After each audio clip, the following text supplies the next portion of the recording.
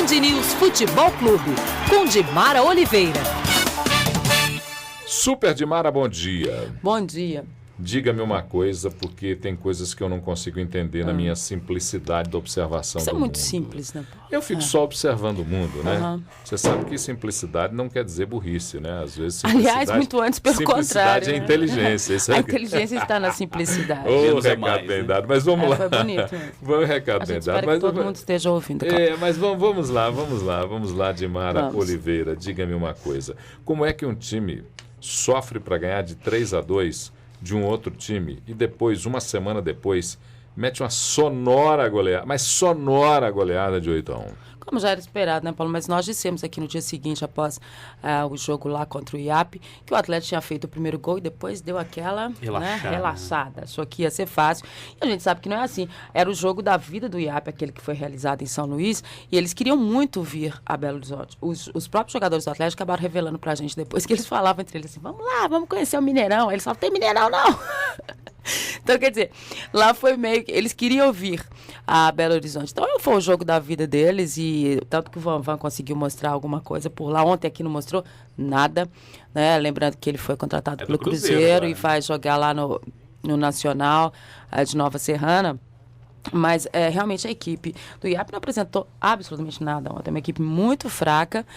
Eu acho que a Copa do Brasil, e eu gosto dela exatamente por isso, que você tem a chance de estar conhecendo esse outro lado do futebol, que é interessante, é bom a gente estar vendo. Ele tem um jogador, o Robson, que acabou fazendo o gol, que é um jogador muito veloz, talvez tenha sido para mim um pouco de diferença ali no IAP.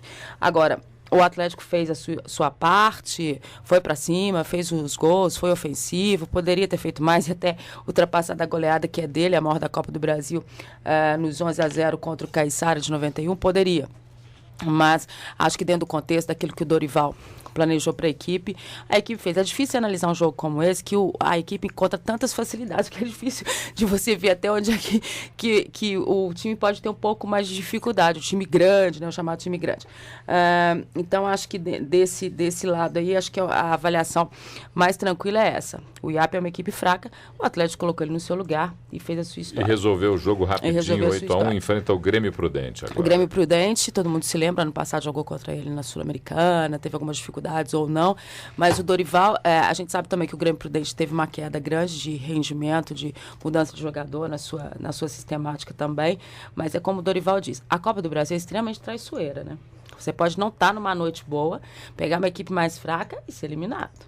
Né? Então, a Copa do Brasil tem essa história do o mata-mata, tem isso, é bem né? Interessante, né? Então, ela é traiçoeira. Hoje, a gente pode dizer assim, o Atlético aposta todas as suas fichas na Copa do Brasil, em busca desse título que é inédito, todas as vezes que ele tentou chegar não foi possível. Então, as fichas do Atlético estão nessa competição. E por isso é um perigo ela ser traiçoeira para ele ainda mais, porque as atenções estão sempre voltadas para essa competição nesse primeiro semestre. Então, tem essa história. Tanto que o Dorival disse o seguinte, olha, amanhã os nossos pensamentos, já esqueci goleada, não me iludo com isso não é a forma, essa não é a realidade, isso é uma coisa fantástica que acontece, mas não corresponde à realidade. Agora, uma coisa que eu acho que não dá para esquecer, ou pelo menos não dá para deixar de perceber, a dificuldade do Tardelli para marcar um golzinho dele ali, né? E a torcida toda pedindo, né? Isso não sai ali. Não sai de E jeito a torcida nenhum. pedia, foi o último.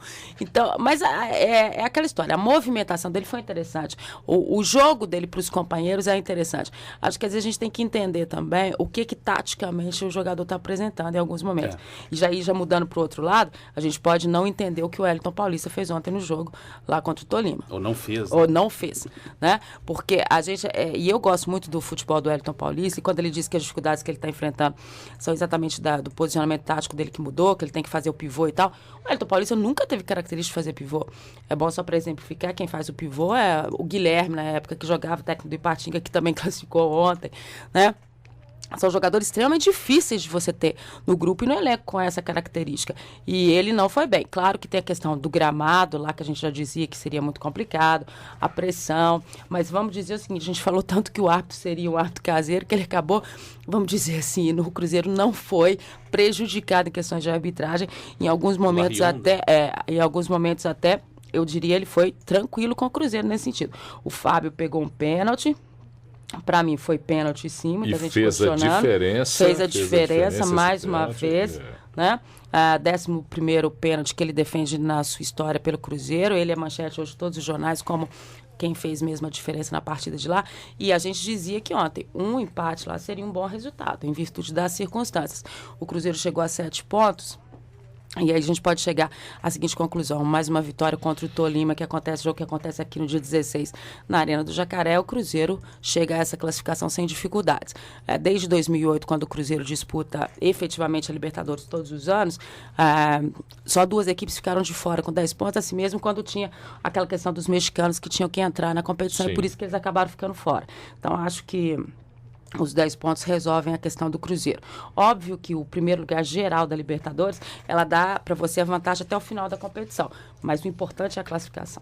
Dimara Oliveira, que volta na tela da Band às 12h30 com o Minas Esporte, falando sobre o que falou aqui e muito mais, é claro. Com todas as imagens, 12h30. Com todas as imagens, às 12h30. Vai ter gol para reprisar até morrer. É isso aí. Dimara, tchau. Bom dia, até mais.